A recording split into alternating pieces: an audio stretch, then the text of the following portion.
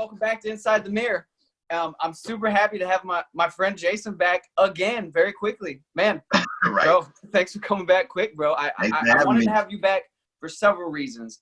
Okay. I think you're one of the few people that I think is gonna be able to have a really wise and good perspective on this. I know that like you're gonna come with like real thoughts and real perspectives, and I just trust your perspective. And I think that, I don't know, we're going to hear what you have to say, but like, I just want to have you back because I think that you and I, like, I know we haven't been able to hang out much, but I just like, Yeah. I don't know. I feel a huge affinity towards you. Like, I really do. I just feel like you're somebody that like, you're somebody that if somebody was like, I was telling my mom this about you actually. And cause I was just talking about like, I don't have a real big circle of people, you know, I'm not from here. I'm not from Texas. And I don't have a large circle of people. I'm not in a community group, you know, I'm not in a small group. COVID kind of put that to the side, and I unfortunately didn't do that before. But I was telling her, like, you know, Ryan, remember Ryan from Regen that was in our group? He's one of those guys, and I'm like, I'd live life with him, you know, like I'll march to the end with that dude. My boy Fernando, and then I mentioned you. Like, those are very few people in Dallas, and I'm like, these are some dudes that like I'll go to war with. You know what I'm saying? Yeah, I appreciate that. You know, being I'm very similar, small circle. You know, and COVID only makes it smaller. So I think it's important to, you know, just stay connected, rather it's podcast or offline, you know. I really appreciate the friendship as well. Of course, man. And likewise, like, appreciate you just being there and like being willing to come chop it up with me. Like, I appreciate it. Yeah. And I know your heart too. I know that your heart is for good and for people. And you've proven that your actions speak louder than words, you know. So let's get into it. What's your thoughts, man? No, if anybody's curious about what we're talking about, I'm confused about where you live. Like, maybe in the bush of Alaska or something. Like, yo, we're talking about racial injustice. We're talking about George Floyd. Like, we know what we're talking about. Like, go for it, man. What are your thoughts? What are your feelings? Just unload. What are you thinking? Yeah. I mean, you know, well, going back to George Floyd and Ahmaud Arbery and then Breonna Taylor, that all being at one, you know, it grieves me to just see people die unnecessarily. You know, George Floyd, where you visually saw it in such the most graphic, breathtaking way, it was really hard to watch. And when I see these things, I see myself first, and my mind goes there. Like, what would I do if somebody's on my neck and I can't move and I'm, you know, crying out for help and whatnot?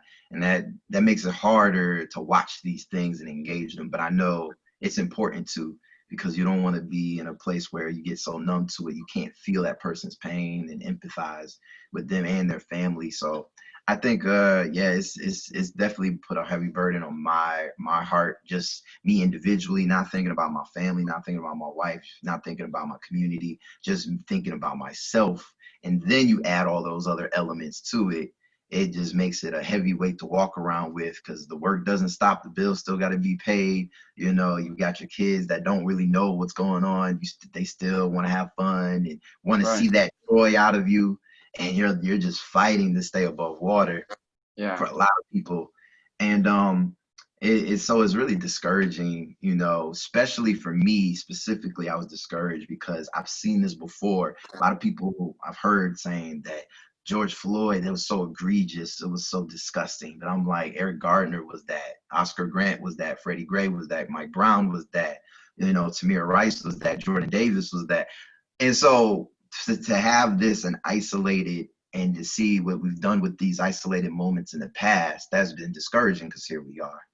And so, but there's a big but behind that, because these things are looking very different this time. And that has been encouragement behind it, where you're seeing people engage it to a level that it has not been engaged ever in history. In history. They said that this is now the largest civil rights movement in history, documented. Because now it's international. And we're part of it. We're in it, you know. We're in it. And so I've had to wrestle with things within me as a Black man engaging the movement, because I do believe everybody has a role to play. But we have to think about what that role is given who you are. I know some people are just tired. Some people, I don't have the energy to go on another march, another protest. I don't want to have another talk with a white person explaining what the situation's, oh my gosh, what's going on? And I know that's real for a lot of people. And I've been telling people that are Black specifically, your role in this is to keep going, to stay above water, to go to your job, to take care of your family, take care of yourself, get your mental health right. Nobody's expecting you that you have to explain racism like you've got a doctrine in history. I'm saying that you just being who you are is important right now. Just sticking, staying alive and being healthy, and don't walk around this guilt like I have to fight the struggle on the front lines, even though I'm scared of Corona, I'm scared of police, I'm scared. Right. I'm like, this is for Black people specifically. You just living your life as a Black person is a burden. And you should never have to feel guilty about having to live with the burden and doing extra. It's been 100%. challenging. And so, and I know, some people are just like tired.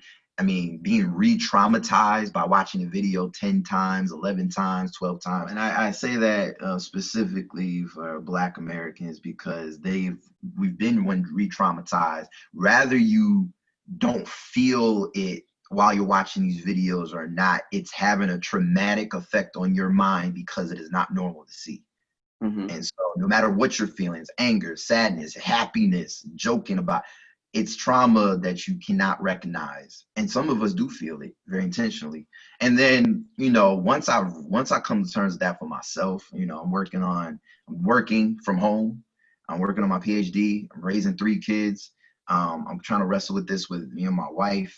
I'm talking about this with a lot of my friends. How are you feeling? What do you think? Feel like you got to have an answer. And so for me, I'm like, okay, just get yourself together first. Take a step back. I gave myself a day to be lazy.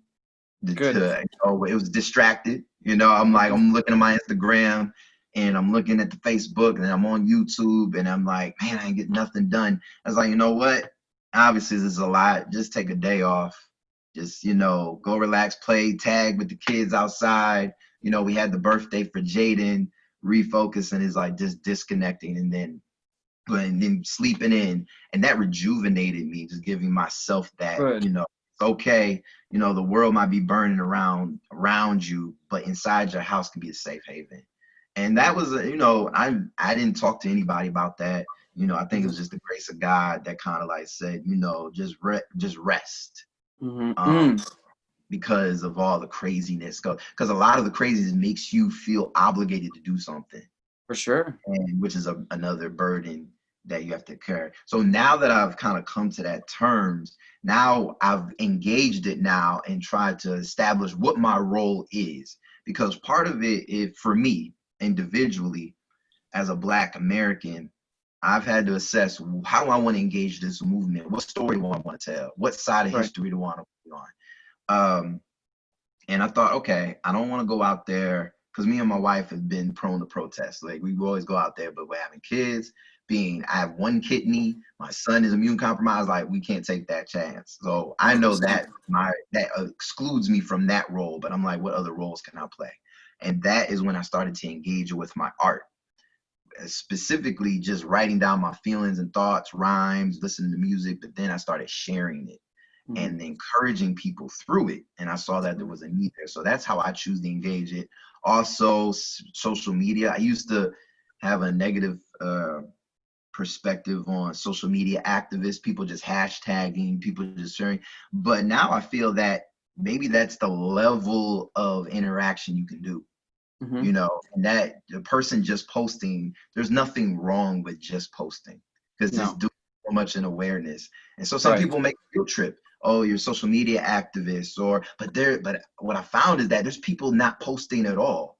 If I've gone to some of my white friends and you've seen nothing about this, you would look at their page and I'm like, okay, maybe they haven't been on, maybe they're fasting, but no, they're posting, their birthdays and oh, I'm going sailing today, or just having a beautiful life in all of this. And so I'm like, wow, those people that are still sharing are still a level of courageousness and a level of appreciation, and that made me appreciate it. And maybe that's the level that they can contribute.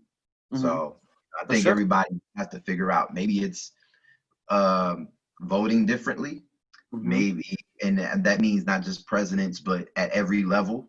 The local Um, level is so important. I think people forget. We all are like, we got to vote out the president. I'm like, but what about the people at your local level that, yeah, you know, there are people that are so angry at the police, and that is justifiably so.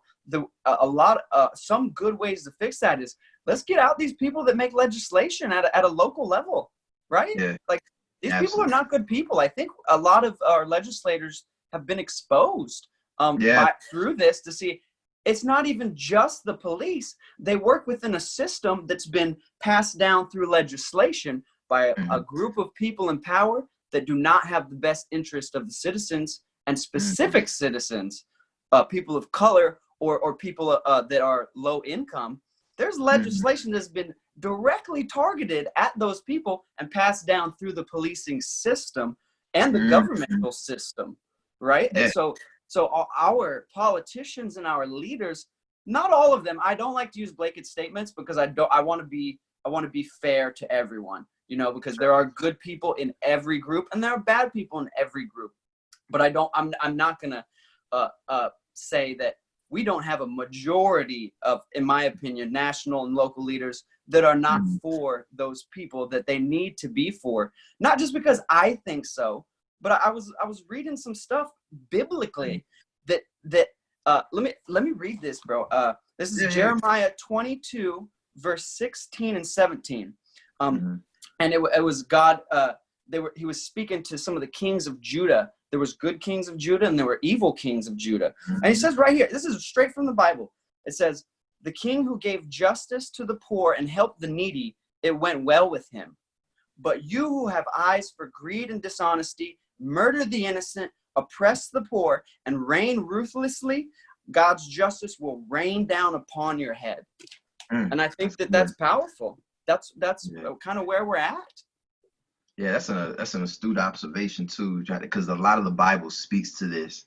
While a lot of people have been looking straight to Revelation as it relates to coronavirus, end of the world, I've got this conspiracy, is it the mark of the beast? While that was a lot of the conversation, race has been such a big part of the biblical narrative, and specifically those that are oppressed, being reconciled and God dealing with that. Mm-hmm. And I think that's really been the encouragement for me. I was reading I have a Tony Evans Bible, Mm-hmm. and like the goat in my picture, in my mind. And Mm-hmm.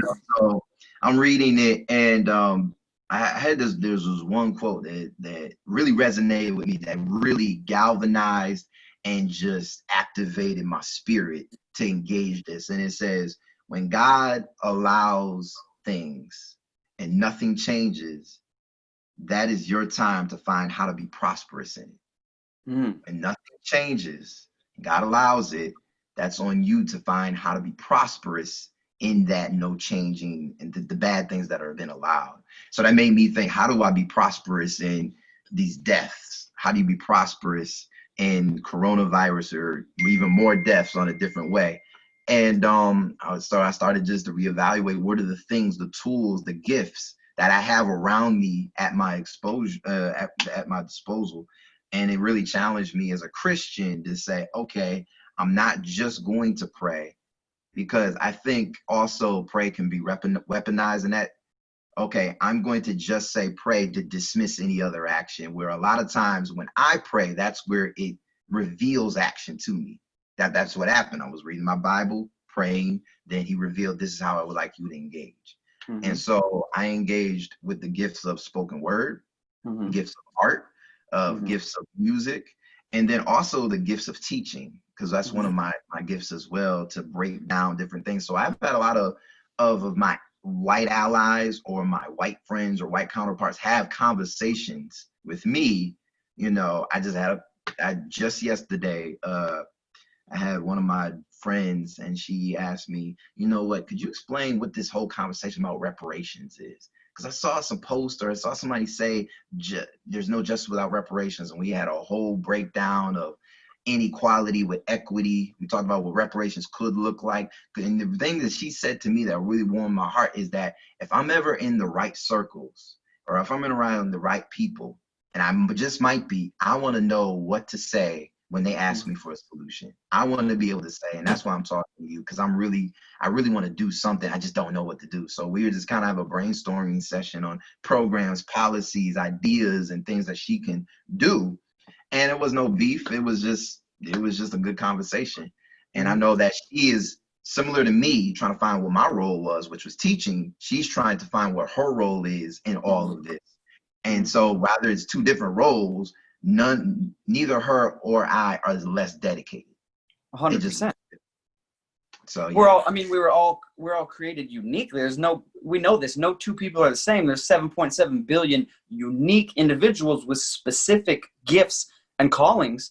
And now it is a time to go, what are my gifts if you're not aware, and how do I deploy those in a way that will bring about positive change, in a way that God wants me to use them to help those that have been oppressed. And again, we're called, we are all brothers and sisters that are called to love one another. So if you don't feel like there's anything you can do, I have no hate for anybody.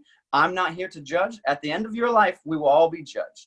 But I do think at some point, you got to ask yourself the question of to your point again, do I have a role to play in this, and what is it? And I think if you're willing to listen, it will be revealed to you. I don't think God's like, you're good there, Jerry. Go on, you're fine. You're not part of this. No, we're all part of this. We're a human race. We're all part of this. We all got to carry each other's burdens. If the role was reversed, you would do the same for me. You know what I'm saying? And so that's my conviction personally. And I think we have to ask ourselves some tough questions. Yeah. What is my role? How do I go about it? Have I educated myself properly on these issues that millions and millions and millions of people are saying this is an issue to not be educated on, in my opinion, because again, I don't want to tell people what to do, because I don't think that's my job. My job is to encourage and to try to bring light as I can. And I just think that we have to find a way to hold ourselves accountable, as far as what am I going to do when I hear people are hurting, and it's not just like two people, it's not three people, it's a large group of our human brothers and sisters that saying this is wrong.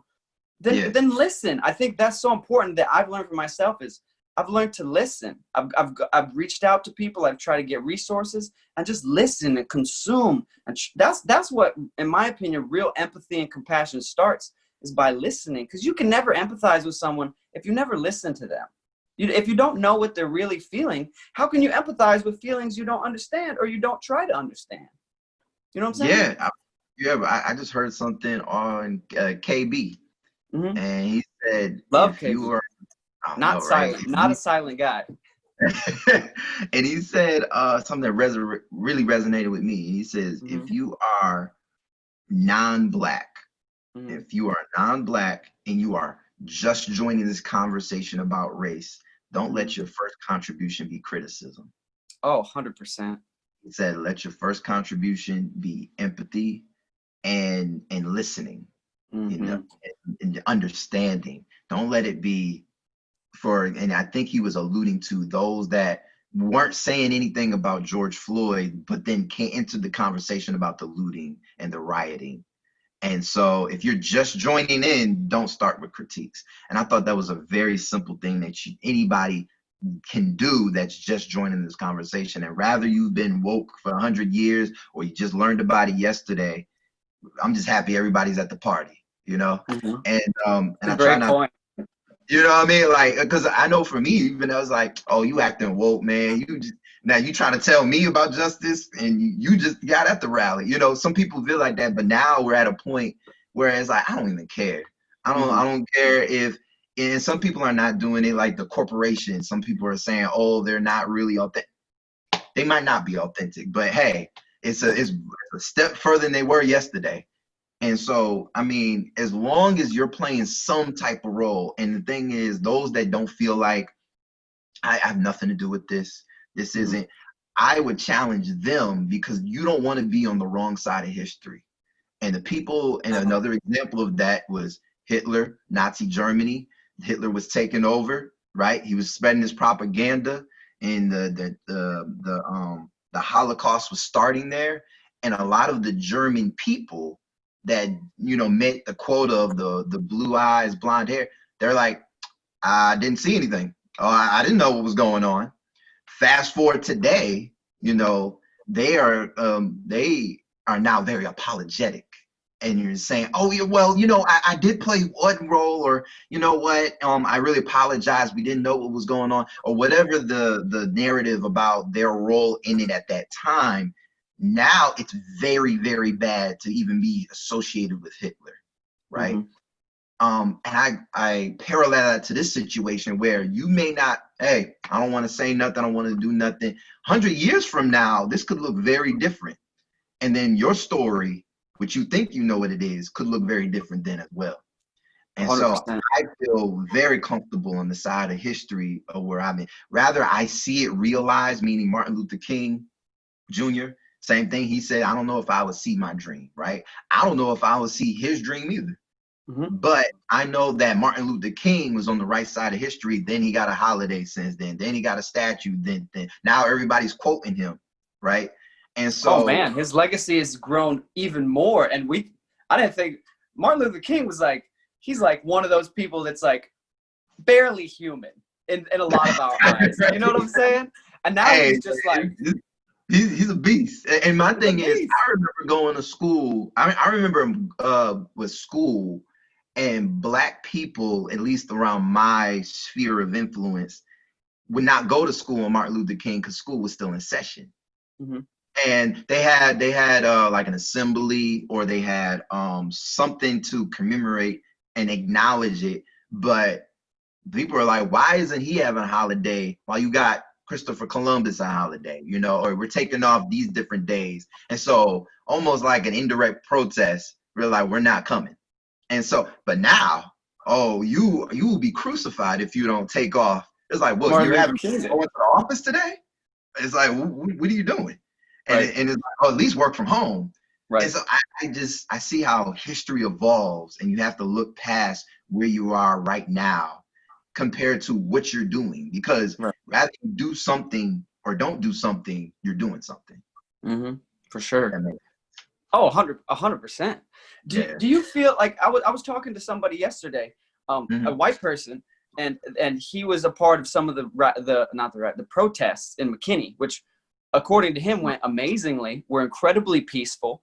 And he said it was it was an amazing experience, and he felt a overwhelming sense of unity against this injustice that everybody is against. I don't think there's many people. There are always going to be ignorant people that are for the wrong thing. And God bless them. I'm not going to try to convince them otherwise, but stay over there. You know what I'm saying? Like, but I think that to try to bring some positivity into such a negative situation, I think the outcry has been heard by the majority, and most people, and me especially, are going, because this was not a passion point of mine before, and it's not because I don't love or care, but again, this situation has kind of opened my eyes to like, oh, okay, and then I listened and I read and I had conversation. I went, oh, okay, this isn't just this. It's a much bigger picture. And now it's a very heavy passion point of mine, because I realize it's an injustice towards other brothers and sisters, and it's more widespread than I had potentially thought.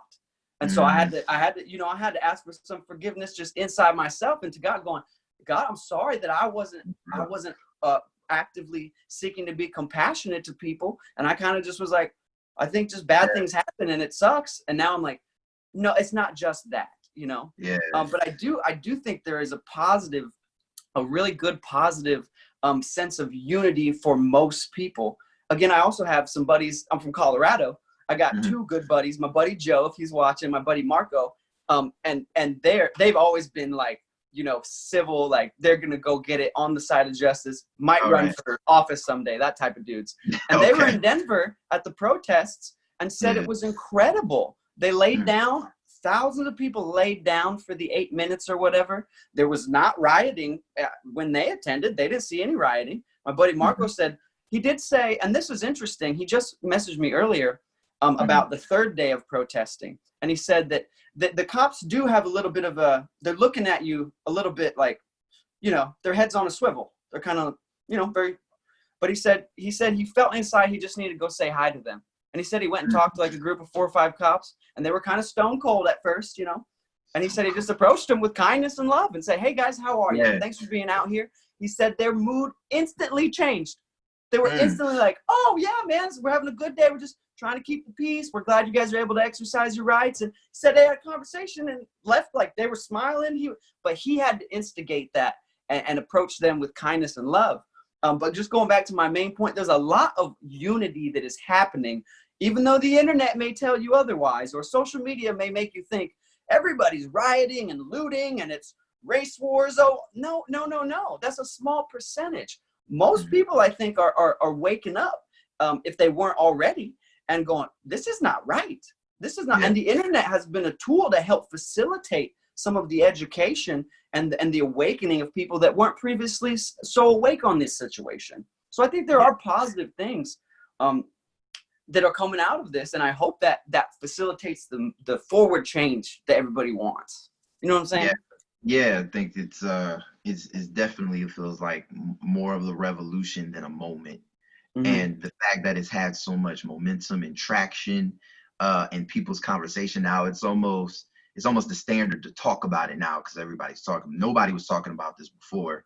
You know, it was COVID consumed everybody's thoughts and their lives. And so there's a lot of positive consequences of this one incident of George Floyd, and, you know, even highlighting him in his life and understanding more about him as a person so that it humanizes him, even though in the past, the narrative around a lost Black life was, what kind of criminal is he? Was he rude and unruly? Was he, you know, aggressive? Did he threatening? Did he have a gun? Did he have a weapon? And now this narrative is, this was a person, you know, with a family, with a brother. He was a part of the community. You know, he has friends. It's like, wow, oh, wow, these are people again. And we're getting back to that as a worldwide conversation. Like that is what everybody sees for the most part. And so I think it's encouraging. And for me, it kind of, I said that I would engage because before I was like, man, feeling discouraged. But I remember what my ancestors felt, at least reading about it. They were uncomfortable. They were scared. They had a lot to lose, and yet they still did it. And I'm saying, how much more do we need to do something if they're really putting their lives on the line, where they're getting spit on, hosed, dogs, beat in the face, calling all types of names? And I'm saying that this is even just, if we could even get a sliver of what they did, how much change could we do? And so it is nothing for me to put a post of Black Lives Matter. Rather I support the organization or not, rather I support the wording or not, how much does it really cost me to actually engage in a video, going to a protest? I got sprayed in my eye. Yeah, but you have your limbs. You know what I'm saying? You didn't get lynched. You didn't get castrated. And so when I go back to that and knowing the history of it, and I'm not a historian, but I know enough to know. And I'm like, shame on me to think that I could sit here and just chill and do nothing. Like, oh, I feel uncomfortable. I don't want to talk about this. Even those that say I don't really do race. It's like, shame on you, because I wouldn't do race if it wasn't a social construct. I wouldn't even consider it, right? I'll be a human. But clearly I got to deal with it. So I'm going to deal with it. And so, I mean, and I think about ancestors. I think about, and I'm not even talking about ancestors like 100 years ago, like Kunta Kinte. I'm talking about, because it hasn't been that long. If you think about the 1970s, we got 50 years. Now, fast forward even that, you got people that have been doing this in the 80s, the 90s, the 2000s, 20 years ago, where I've got moms and dads that have been protesting and their grandparents. So it's not that far removed. Not at all. And now we're doing that. My kids are going to be like, wow, you were in a protest? You know what I'm saying? And so it's like, it almost feels like it's not that I don't have to. It's almost like you get to. Mm-hmm. You get to do something that's not even as dangerous as those in the past, where if you talked about reading the book, you would die. Now we can read freely on the internet. So, for me, as it relates to passion, I don't, it's like, I wasn't passionate about racial injustice. That was just my life. I'm passionate about surviving. I'm passionate about my child. So, as in a sense, I'm passionate about racial injustice conversations because I'm passionate about living. And so, it's not necessarily that you have to be passionate about all of these things. If you're passionate about life, you should be passionate about racial injustice. It should 100%. be the same. There's this. They're two sides of the same coin. And I think if you think those are disconnected, you're not fully living a full life, because a full life would involve other people. God says, "Love thy neighbor." Clearly, you think As you're not yourself. living. Yeah. As yourself. So if there's people out here who love themselves so much, and some of it a little too much, but aren't willing to love their neighbor at even a half a fraction of their own self. That in itself that's wrong. That's wrong. Oh yeah. Right? That's 100% wrong. But if you maybe you're a Christian, because if you're not a Christian, then hey, do you? But if you're living by a different moral code than we are. Yeah, and the thing is, that's even more disheartening that churches retreat from this as secular organizations take it full on. And I think that is disheartening, and it's an indictment to a church that, hey, we don't want to engage in that. And so, because if you accept Jesus Christ as your Lord and Savior, you have to assume that you have the Holy Spirit in you that activates, that moves you and convicts you, especially when, one, you see sin, or two, you are sinning. And so if you're racist and that's not happening in you, I have to question your whole relationship with Jesus Christ. So now we're not even talking about race. We're talking about your place in the kingdom. We're talking about eternity. And so we can't even get to race before we talk to, okay, let's talk about you with Jesus and see what that really looks like. Right. So, I mean, especially with the church, and that's where it gets really difficult, because how you feel about race can literally be a correlation to your eternity. And that's a conversation I probably wouldn't want to have. Right. Especially if I have to come to the fact that, wow, I might be racist. And I say racism, not based on prejudice. I don't say racism that you may not value me as a human. You might just say, hey, yeah, Jason, friend. But I say racism as you are an active participant in a system that oppresses or marginalized people, that you support the system, even though you may value the individual. That's how I look at racism in this country, at least. For sure. This is something I was thinking about just this morning. And it seems to me, again, trying to think from, we think at this level, the daily, right where we're at in this moment level. But as my dad always says, sometimes you gotta back up and look at everything from 30,000 feet, kind of see what's the big picture, lay it all out and look at it. And it's like, the enemy, the devil, would love to use this issue. He's already used COVID to divide people. You and I spoke about it. You spoke pretty powerfully about the cultural divide, as you called it, over mask, no mask. Yeah. The enemy would love to take those same people and further divide them over this issue, because we're fighting this battle that we're fighting today. I believe truly is the same battle that's been fought since the beginning of time. It's the battle of good versus evil. And to your point, what side of history and what side of eternal life do you want to be on? What side are you fighting for? Are you fighting for good, or are you fighting for evil? And you may be complicit in evil and not know it, because you are not living by a good moral code, or as we live by a Christian moral code that's based on living a life based upon love and good versus evil and bad. And looking at it from 30,000 feet, I would encourage everybody to ask themselves those questions of like you said, if everybody would back up and individually go, okay, this is a battle of good versus evil.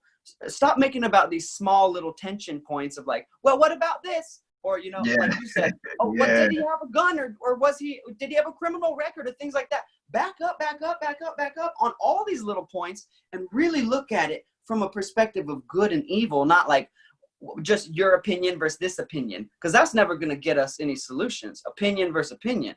But you're coming with like real stuff. And if we all back up and go, okay, this is good versus evil, then I would hope everyone would go, well, I want to be on the side of good.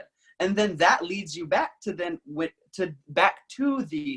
points where you can then, you've backed up and gone, okay, I want to be on the side of good. This is a battle of good and evil. And then you can re-enter that point and then take action accordingly. You know what I'm saying? Does that make sense? Yeah. I mean, you're having a macrocosm perspective versus the micro, right? Exactly. And I think and then you can re-enter the micro with the macro perspective. Yeah, exactly. You know, big picture in mind. And I think, you know, some individuals, you know, you don't have to be Christian. You don't have to have a moral code. You don't have to believe in race to see that somebody killing somebody is wrong. Like everybody generally gets that. And then the people that even advocate for it, they don't want that done to themselves. A killer doesn't want to be killed. A murderer doesn't want to be murdered, right? No. And so if you put yourself, and I think an example of this was Al Sharpton when they did the memorial services of George Floyd, and Al Sharpton was speaking, and they did 8 minutes and 46 seconds of silence, which was how long he had a knee on his neck on the ground until he suffocated and died. That was a small smidge of a way for us to feel what it's like to be George Floyd, where you close your eyes and you're just sitting there. Such a long time to be in anything, let alone somebody with their knee on your neck. And if for a second, no matter who you are, can imagine that's somebody's neck on your daughter. How would you feel about that? Somebody's neck on your son, your mom, or your dad or yourself. And you put all of the race in, not even part of it. How would you feel? And if you feel any type of way, then you already know what the right thing is. You know what the good is versus the evil, regardless of the politics, regardless of the race relations, regardless of the socioeconomic context that it's in, you know, rich versus poor. I'm saying if you looking at that video and if you put your face on it, your mom's face, your dad's face, your children's face on there, how do you feel? If you say no differently, you're lying. If you say you feel no differently, then you're lying. And then when it happens to you, and God hope we doesn't on anybody, when it happens to you, then that's when your character really is revealed. Mm-hmm. Especially when the storm hits you, that's when your character is revealed. And so I think, you know, we don't have to make it difficult. We don't have to make it super complex or super intellectual. Just like, would you want to be treated like that? Right. Most people say no. Right. And that goes back to these basic things of treat others how you want to be treated. Yeah. Like, I think that's incredible that you said that. We don't have to make it overly complicated, because that murkies the waters of progress, first of all. And it divides people still. You know what I'm saying? Like we have to, like, that's what I would say on that. Yeah. I mean, I was going to go down a rabbit hole, but it's no good to go down rabbit holes. But, you know, sometimes I got to pull myself out of the rabbit hole as I'm peeking into it. Oh, that's wisdom. That's wisdom. Yeah, exactly. But I'm 100% with you. Like it simply, again, simple stuff of, is this right or is this wrong? Am I treating others how I would want to be treated? Would I like to be treated like that? It's basic. It's very basic. Good. The battle of good and evil, again, if you could back up, is very basic.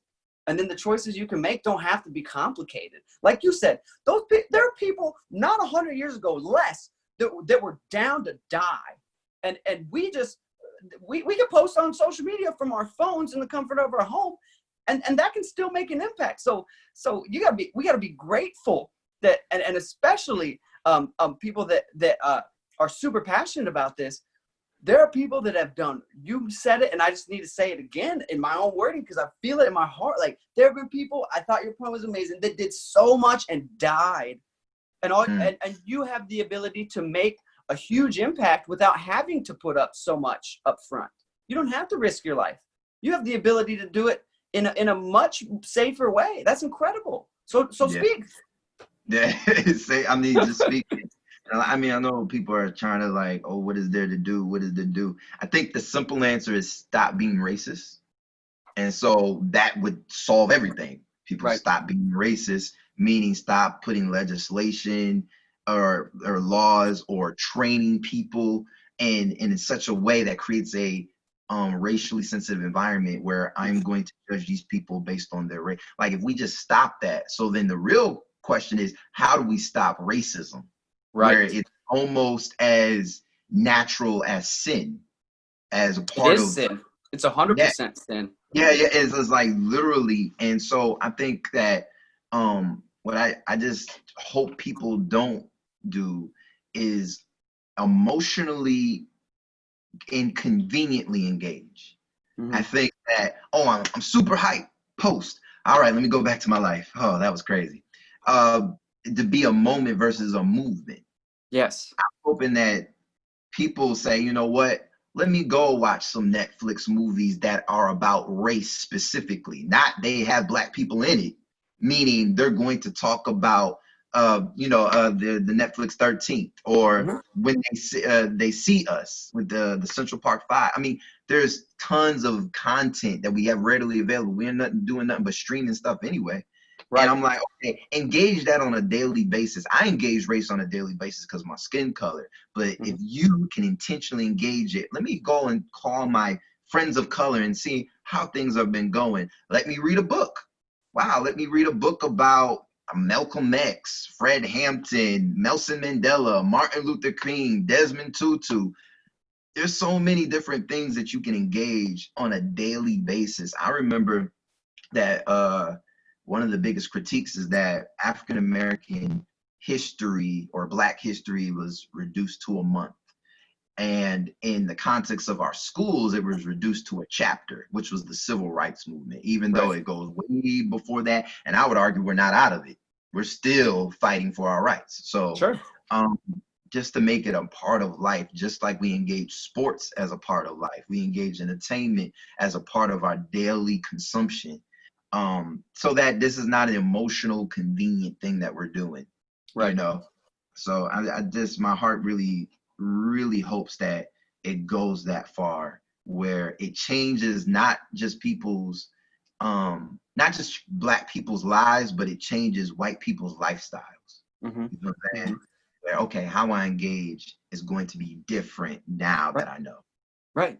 And it takes intentionality. But it's not a lot to ask. It's really not. To take an hour away from watching, I don't know, Ozarks. I think that's one of the big shows right now. Never seen it, but I know it's popular. To go and watch a 13 or there's a list of movies. I mean, me and my sister have talked about this and have actually done that. It's gone on Netflix. There's a resource of you can get lists of resources, but there's those top 5 is that what we picked from is there's that list of 5 that's going around that are the 5 that are on Netflix. They're like the big ones that you can help educate yourself on. It's not a huge ask. Hour and a half, 2 hours of your time. If you don't have that to give, then that's unfortunately you're gonna have to answer. Again, going back to the big picture, you will have to answer for the way you lived your life someday. That's it. You will have to answer for the way you did or did not do things or stand on the side of justice, which we're called to do biblically. And us Christians, I feel this for me, as a Christian, I have a duty to speak up when the Bible tells me something is wrong. I see that something is wrong. I have a duty to the word of God and to the people that were created by that God that I worship to go be an ally to anyone oppressed, anybody. And it's really, this whole situation has really opened my eyes to be even more aware just in my daily life, like you said, of like, are there people at my work that are being oppressed by the management, right? Are there people because they're Black or because I work with a lot of Hispanics? There's a lot of racial tension with the Hispanics. I got to open my peripheral and go, okay, hey man, don't treat him like that. I had to, Yeah. recently, I had to tell this busser kid, I had to be like, look, man, you need to stand up for yourself. And what you did was okay. It doesn't matter if that's the manager. It doesn't matter if that's the mayor or that's the governor, that's the president. If they did something wrong, stand up. They don't get to just, again, that's what oppression is someone saying, I am over you and I am more than you and I have power over you. Absolutely not. And people cannot allow, we that have more power because of the privilege of this, not this color skin, because that's obviously, tattooed, but, because I have this, I do have an influence and I can use it, and I should not be silent when I see any injustice. You know what I'm saying? So for me, it's a very huge passion point because it all goes back to what I believe life is, where life came from, and the sanctity of every single life. And I feel in my soul, in my stomach, my heart, and my soul that God would, that if Jesus was here, he would be on the front lines of the protest as peacefully and lovingly as possible. He'll be talking to every cop. He would be talking to everybody in the crowd. He would get up on a bench and start preaching and pulling people together and hugging them. Like, that's what Jesus would do.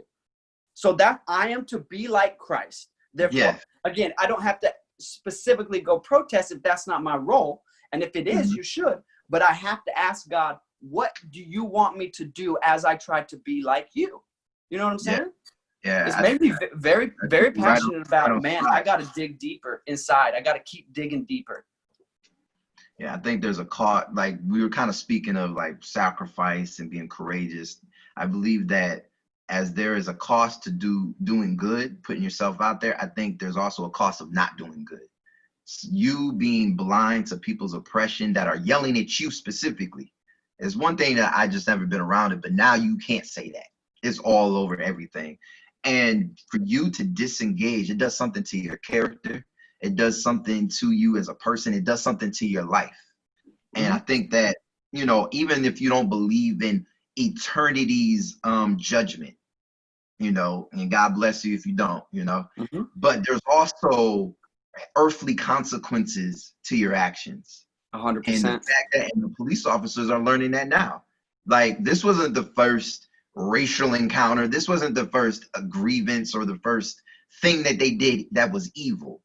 They were in a life that they compromised their own character again and again and again until they got to a point where, okay, I am paying for it now. And so there's a cost to not doing the right thing. We just don't 100%. see it.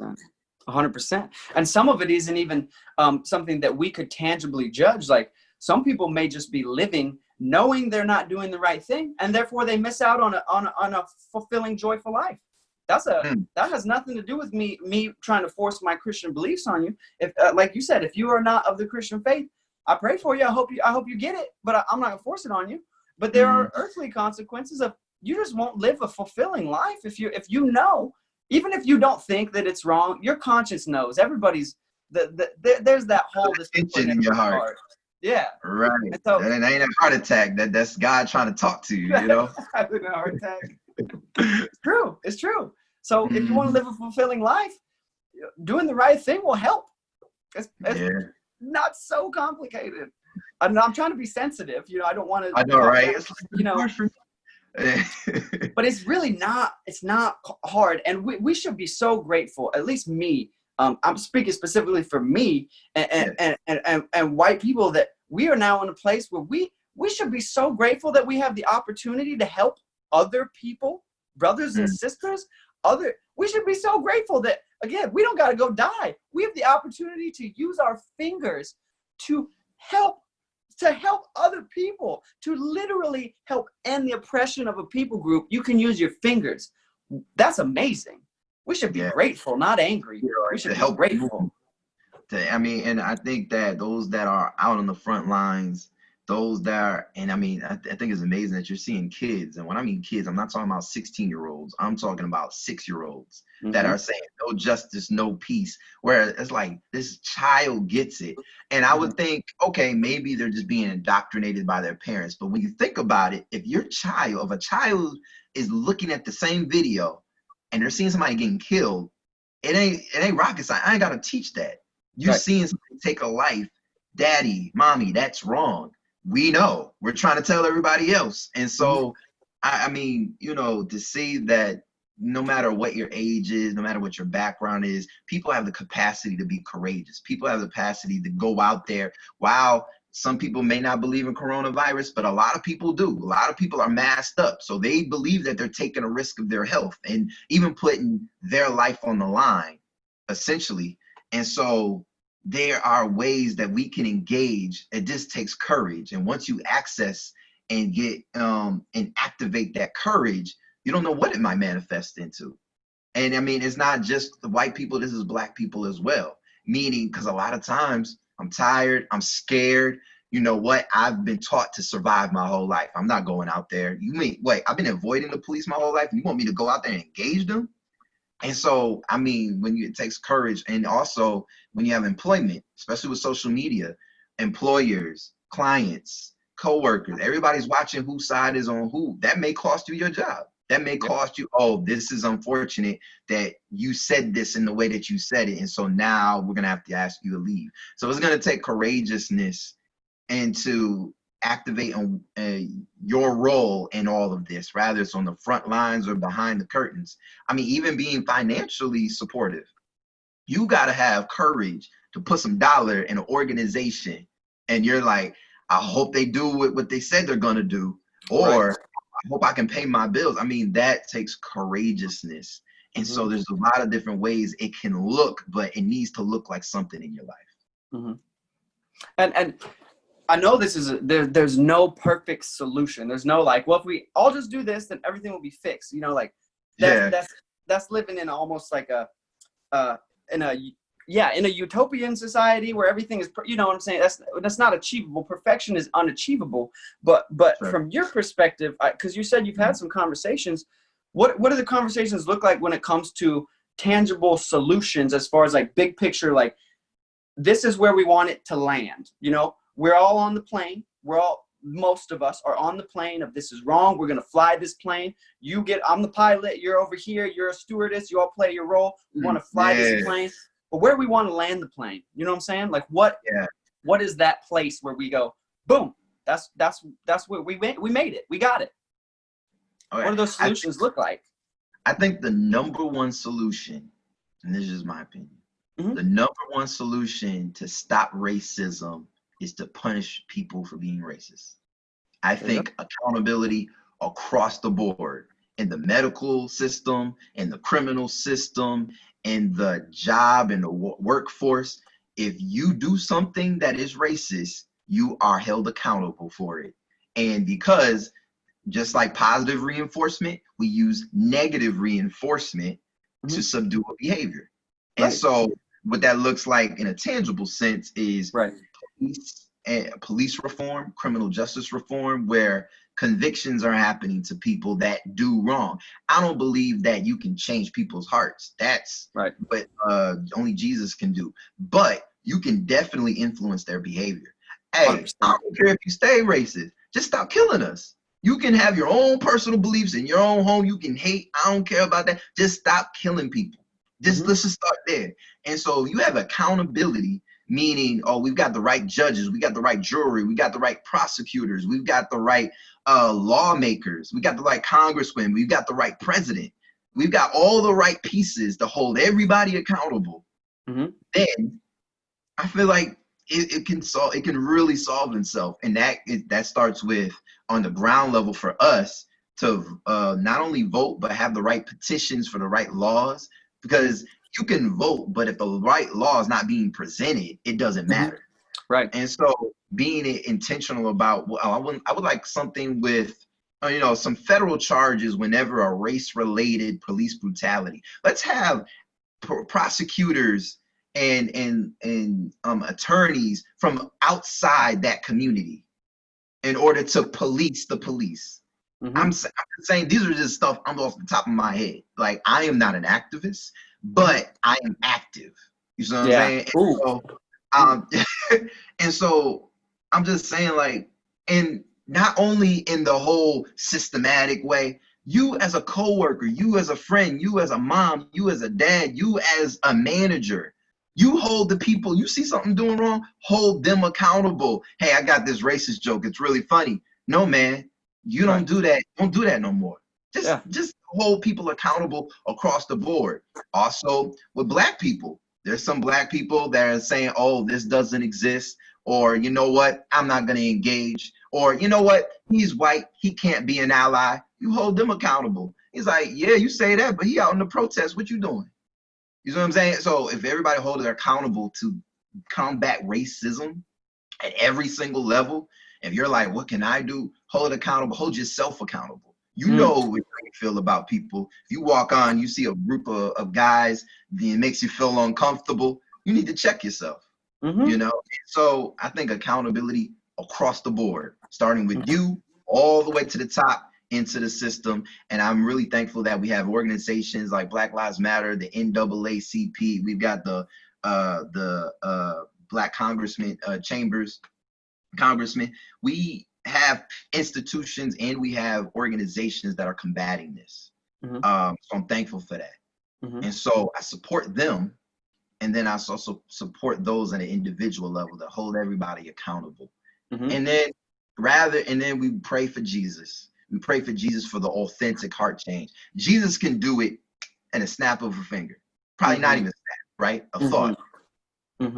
So while we wait for him to do his thing, we can do our thing by holding accountable. That's it. Like I don't know how else I say anything better than that. You're saying exactly what our pastor, because I go to Watermark, you know that, and he's not been silent, and he has spoken up. And said what he believes in biblically too, addressing it. And something that he says constantly, and he said about this, I saw the other day, he was on Instagram Live, I think.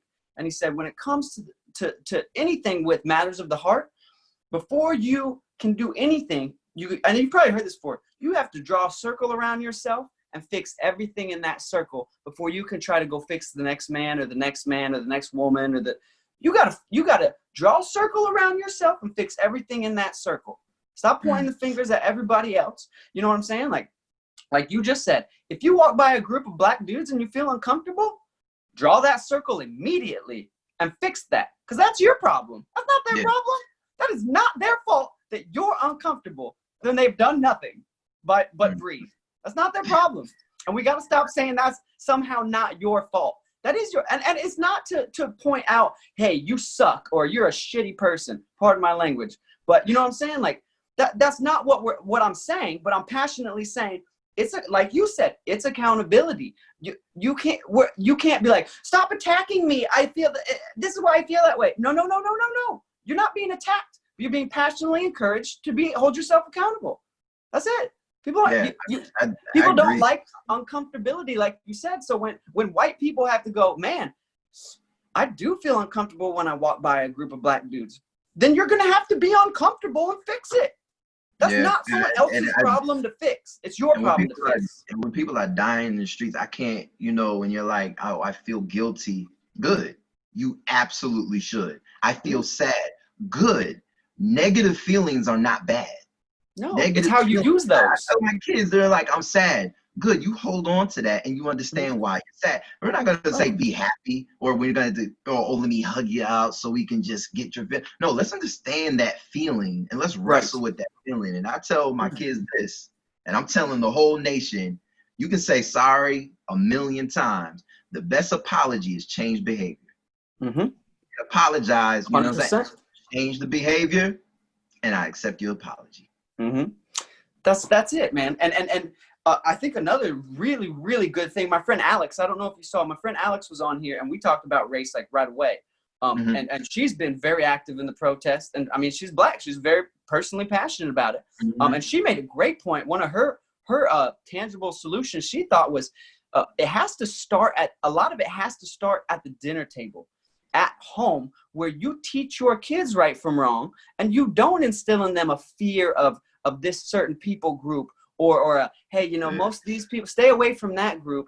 Then they're 27, 35, 40, and they still think like that. You know what I'm saying? And maybe your intentions weren't bad, but you were also living out of the way you were taught. And so a lot of it is like reverse education of when I have kids, you better believe we're going to have those conversations, especially now, now that I'm like, Oh, man, man, that's a huge passion point. I'm about it. Like my kids will be educated on how to treat everybody. There will be no fear put in them. There will be no a poor education of my own personal, you know what I'm saying? Like they'll be taught right from wrong. And then I'm gonna hold them accountable too.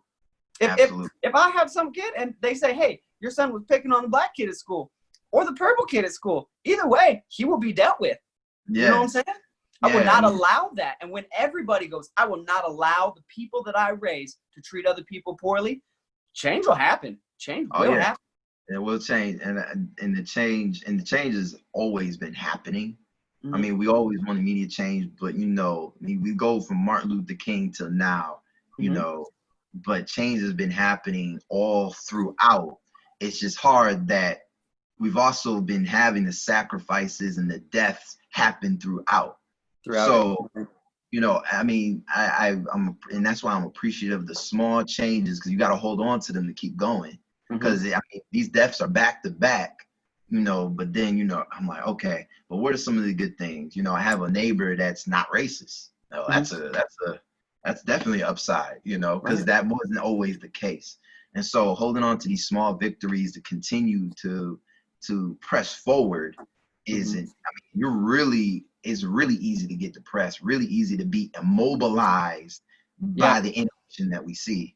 Right. But like, I got to grab onto something. I mean, if I did nothing, the best thing that I can do is raise my children to be the best black people they can be, because that automatically will be changed. I got two sons and a daughter.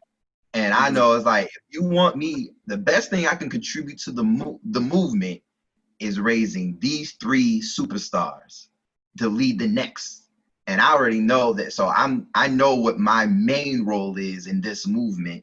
And when I see all the craziness, I can look at them and say, progress. Oh man, that's so good. That's so good, bro. That's amazing. You already said it before too. It's a movement, not a moment.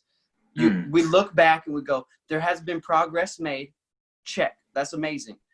But it has to continue and get better and better. So it's like, because it is so dark, and especially if you're a black person in America right now, I can't fully ever fathom, but the amount of depression and just a overwhelming negative emotion is prevalent right now in the black community, right? So I think something that is helpful is being able to check, okay, we've made some progress. It's not totally hopeless, and we will continue. And now we have a lot more people on board, and a lot more white people that have ever been on board. And now now the movement continues. It doesn't stay as a moment. We don't go back and go, well, cool, that was over. Those are some great protests, like you said. Right. No, it's a heart change, which when you change your heart and the way you view the world, it no longer is a moment. It's the way you live. And that's continues the change. And then we'll look back in 20, 30 years, and I pray that we'll go, good. Now we're farther along than 1960. We're farther along than when we got the right to vote. Now we got another black president. Now we got a Congress that has more black people. Now I look around and I don't feel uncomfortable when I'm walking by different colored skinned people. Like I really truly am holding on to hope that that's where we're headed. As bad as things are, we have to be hopeful as you said. I like the way you keep saying activate. I love that word. As we activate ourselves and move forward and take action, we got to hold on to hope, because there is hope. There is hope. I know it doesn't seem like it, but there is. You know what I'm saying? The minute we believe there's no hope is the minute there is no hope. Yeah, I think Al Sharpton said it, that hope has a sister, and it says that is faith. Hope, faith. It says, so when you lose hope, you got to have faith. And I said, you better go ahead and preach that. So I was like, he was preaching to me, because being discouraged, and I was like, okay, I don't have hope. But then it's like, oh, having faith, because you have to have faith, being able to see things that have not materialized. That's really being a visionary. Faith. Yeah, that's with faith, things that are hoped for, right? And so even when you lose hope, you can still hold on to faith. And when you have faith, you can always have hope. So it was good. It was good. And I would encourage everybody to watch that memorial service. It was good all the way around. But I'm gonna watch it after this. Oh yeah, his speaking was funny, it was charismatic, but it was very powerful and potent for the points that he was making. And he was speaking to not only me, but everybody in the world. Mm-hmm. And everybody can gain something from his speech. So yeah, it was good. Bro, I'm gonna tell you, like, this has been encouraging for me, because even me, like, I'm gonna be honest, even before I was kind of feeling kind of hopeless, and not for myself, for my fellow humans, like for the people around me. I got a lot of friends of all kinds of colors. Like, I have less white friends than anything. I have a lot of Hispanic friends, and like I felt really heavy-hearted for them when it came to a lot of the immigration stuff. I have some, there's a lot of, so it's like, I felt this almost made me be like, man, my brown friends can't get it, my black friends, and it was feeling hopeless for other people. But this just encouraged me that, like, you've been the most encouraging person I've talked to about this, and 100%. Even in my family, man, like, they're white, so they only can be as encouraging as they have the capacity to. Their perspective, right? Yeah, and my family is, I'm an extension of them. I have an amazing family that's on this side that's on the side of good. I have amazing Christian parents that raised me with wonderful hearts, and thankfully that's why I don't take credit for any of this. But being able to talk to you, a black man in America, 2020 right now, and to have, I knew it. I said it at the beginning. I said it. Did I not though? Did I not call it? I said you were going to have an amazing, wise perspective, and I truly believe that you do. And I'm trying to say, bro, that it really encouraged me. It really did. And I think that you'll really encourage, just outside, my podcast is not going to change everybody, but just you being who you are, man, your change is coming. And you and me, like, we are called to be leaders in life. And these are the times when you go, okay, time to be a leader. And I just think that you are going to be on the forefront of some things, man. I don't know what that looks like. I don't know what it means. I don't know how that materializes in the future. But, like, God put you here with some extreme gifts and an incredible amount of wisdom and a purpose, man. And a purpose. I'm thankful for this friendship, because I remember a time where I was growing up, grew